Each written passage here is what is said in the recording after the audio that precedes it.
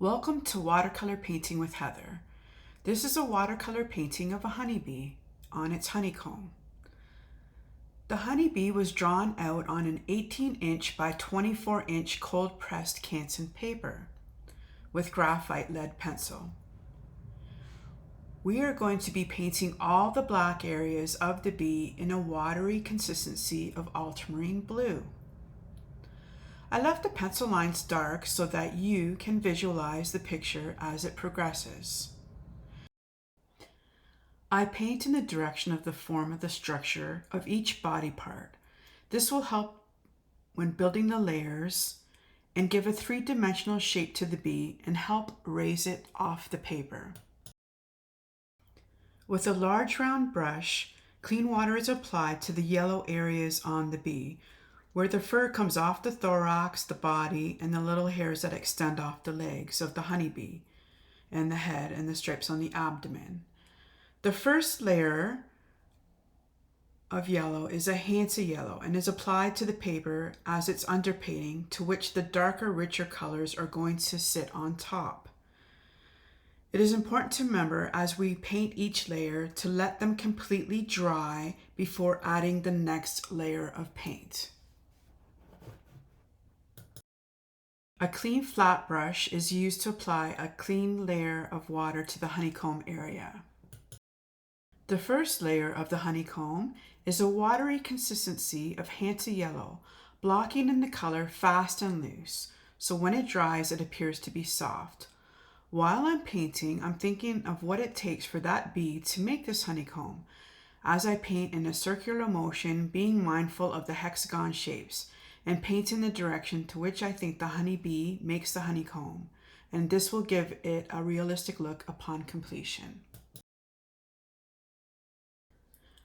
Once the first layer of the honeycomb is completely dry to touch, we add the second layer of burnt sienna to each honeywell.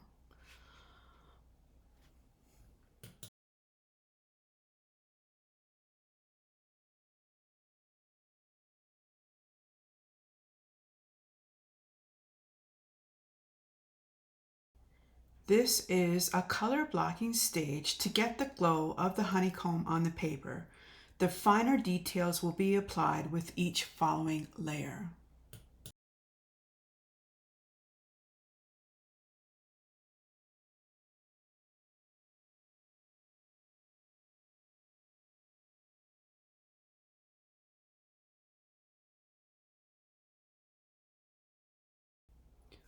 While the honeycomb is drying, I move on to applying a gray mixture to the legs of the honeybee.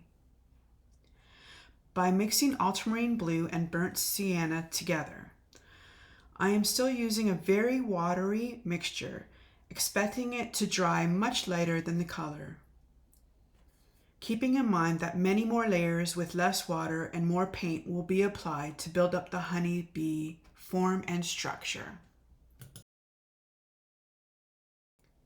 The same mixture is applied to the antenna and lifting paint where the light reflects off of the antenna, being mindful of the hairs overlapping where the legs are. A soft ultramarine blue color tinted with a bit of burnt sienna is used to paint the bee eye.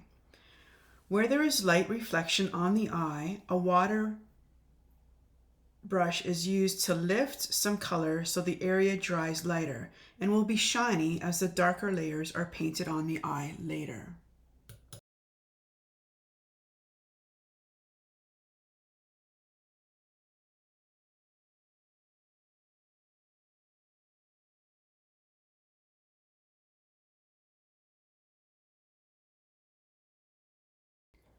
A clean watery layer is applied over the eye because I would like for it to dry soft.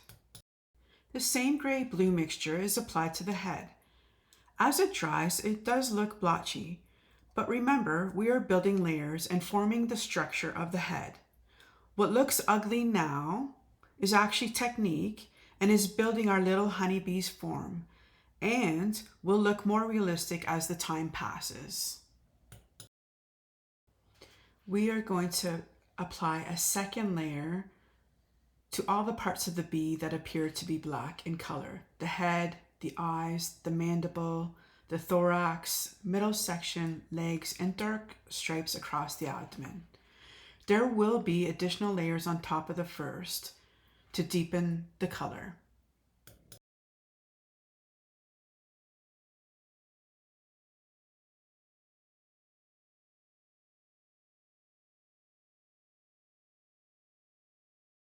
As the parts of the bee are drying, a soft layer of paint is applied between the honey wells to help suggest the walls of the honeycomb and give the impression of stickiness.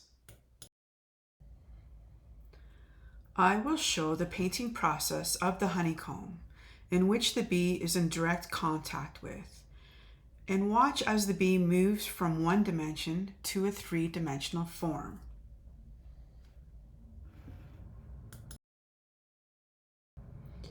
The colors used for the honeycomb are Hansa yellow mixed with burnt sienna and occasionally a touch of ultramarine blue to give a golden glow. The darker areas are burnt sienna and ultramarine blue.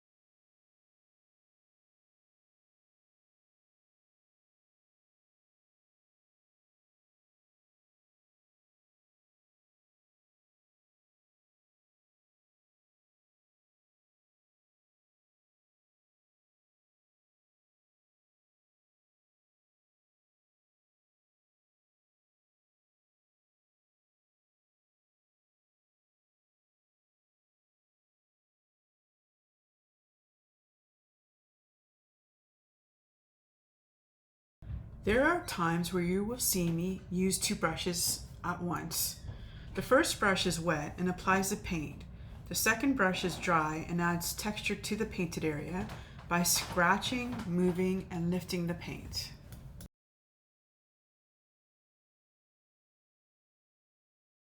I try not to overwork each area and go on to the next hexagon in order to let the previous area dry.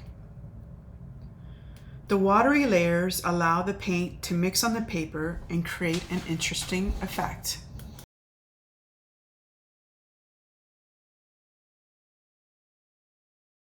A second, thicker, darker layer is applied to the bee's legs.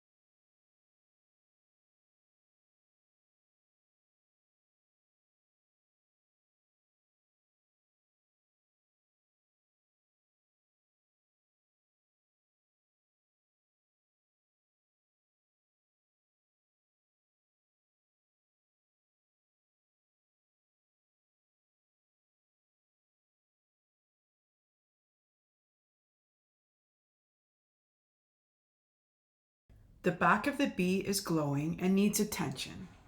A light watery consistency of gray is used by mixing ultramarine blue and burnt sienna.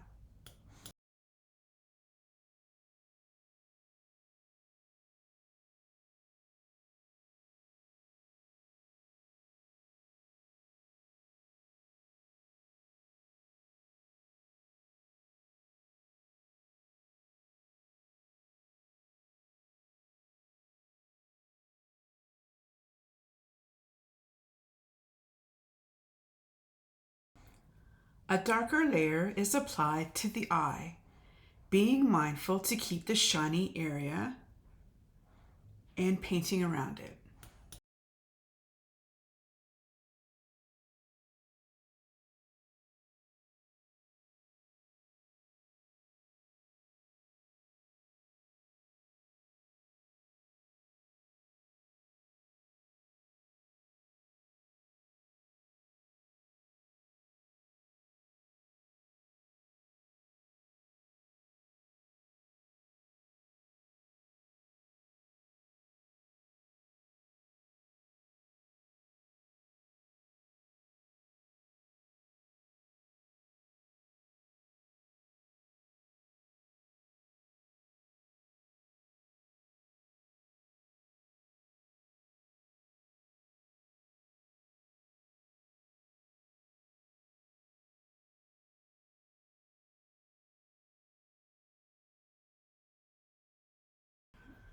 Now that the honeycomb under the bee is painted so dark, it is really pushing me to detail the darkest areas of the bee to make it more realistic, come to life, and pop off the page.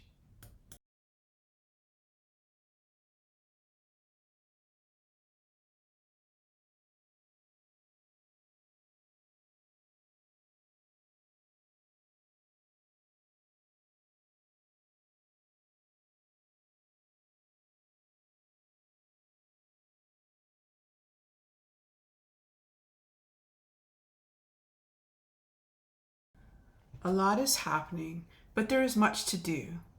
By going over all the sections many more times, adding layers and details, adjusting the colors, and deepening the form and structure.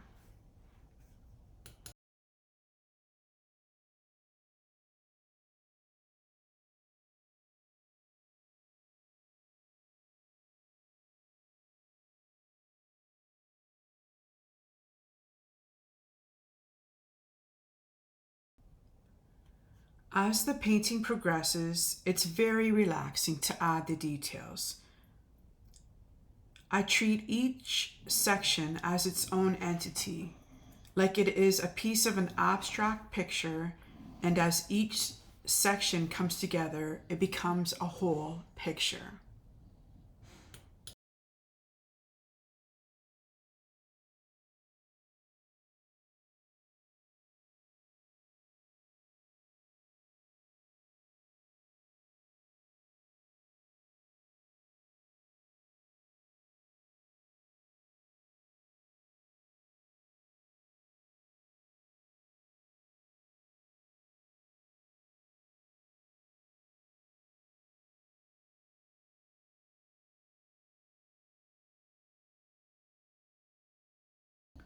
I'm definitely enjoying the process and pushing it further with each detail. That is why it's called painting.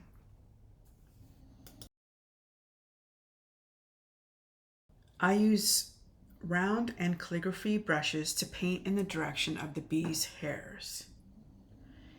Each stroke of the hair is randomly placed in the direction of which they are sitting compared to the reference photo that I am using.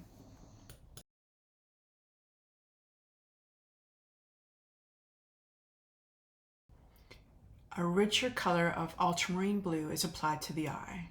I have to admit, painting the eye of the bee is my favorite part of this painting.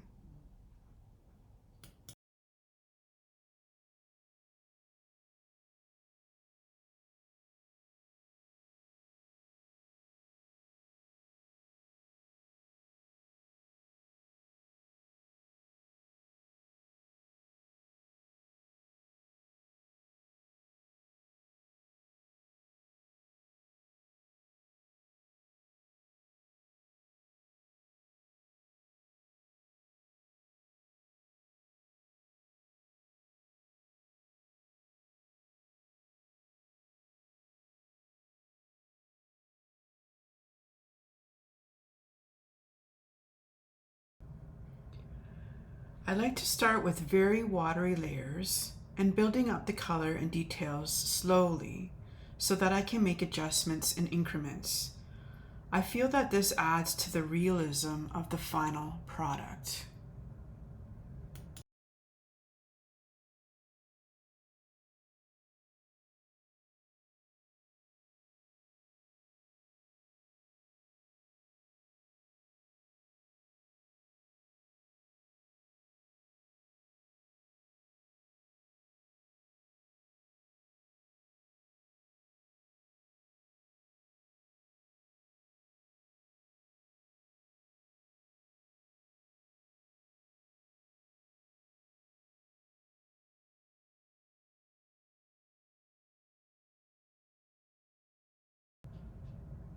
I find during the process of painting that moving from light to dark to medium tones always balances the realism of the actual painting.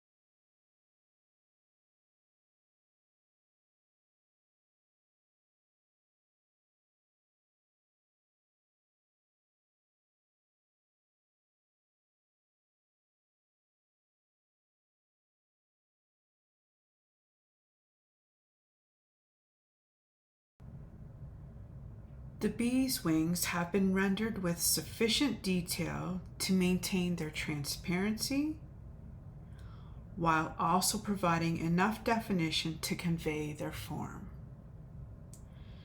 This approach ensures that the wings are not flat, but display an elegant, airy structure.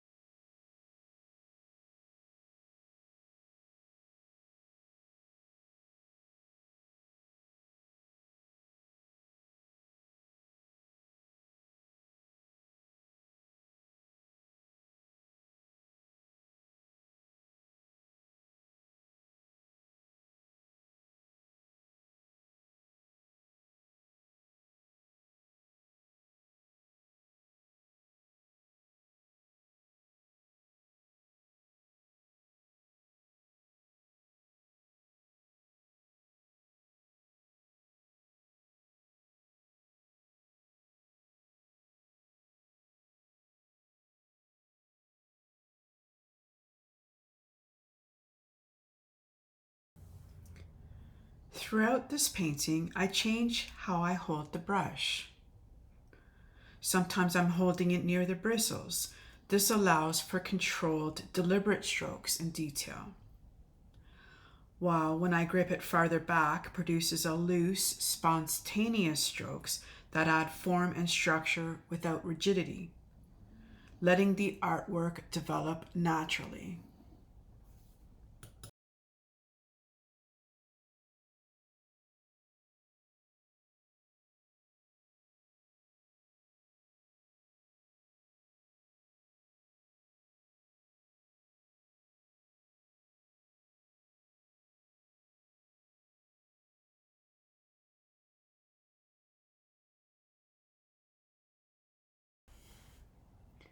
I add a touch of burnt sienna to the bee's eye as a reflection of the honey.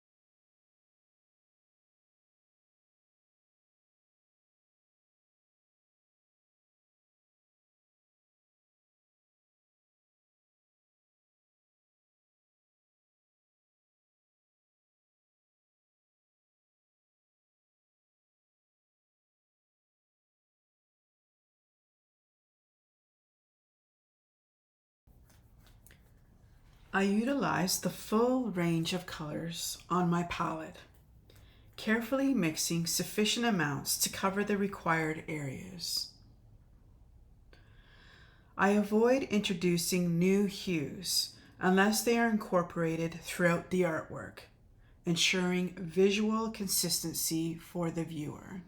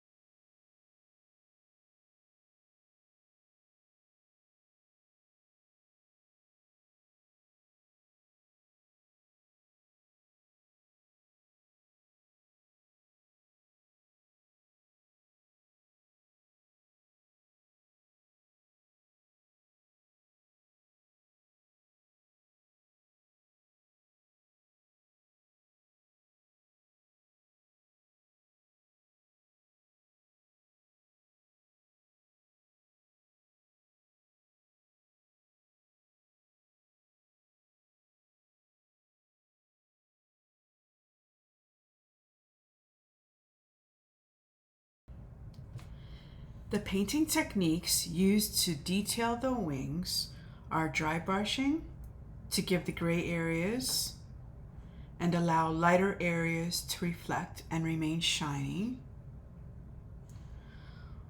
Watery colors are applied to allow for a see-through transparency effect. And more pigment, less water for the vein details.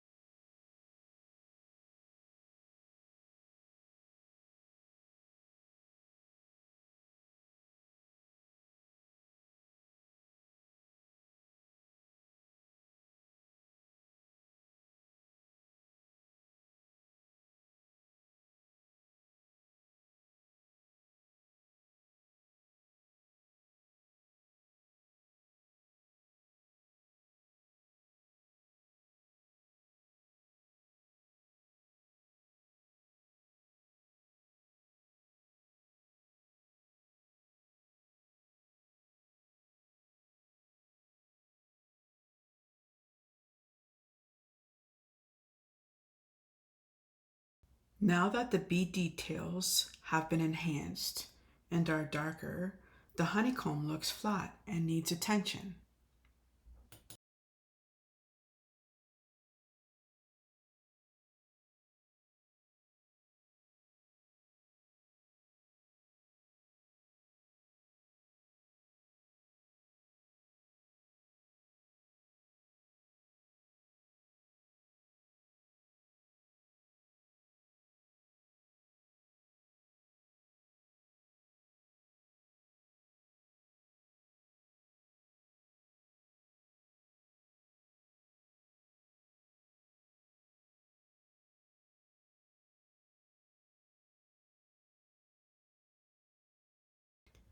A mixture of burnt sienna and yellow are used to give the glow of honey on the honeycomb, and a dark mixture of ultramarine blue and burnt sienna are used to give the depth of the honeycomb.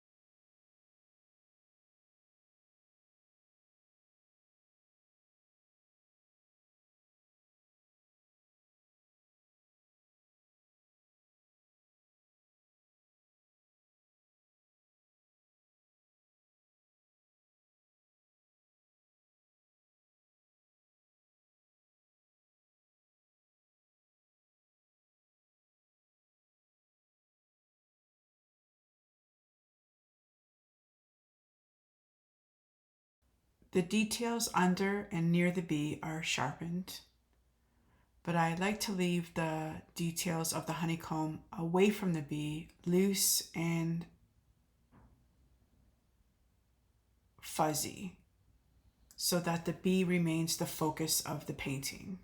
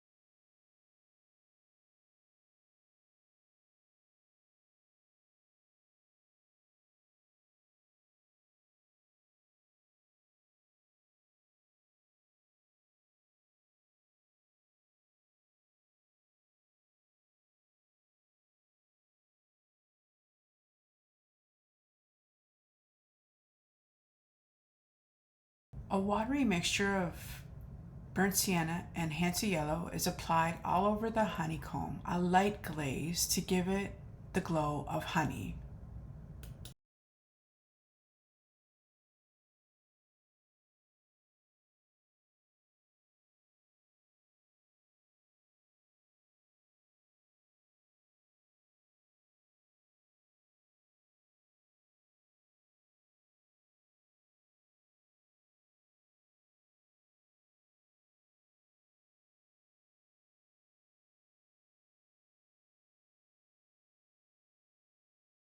As a hobby artist, I am happy to share the skills I've learned, and I hope that you are inspired for your next project. Thank you for watching.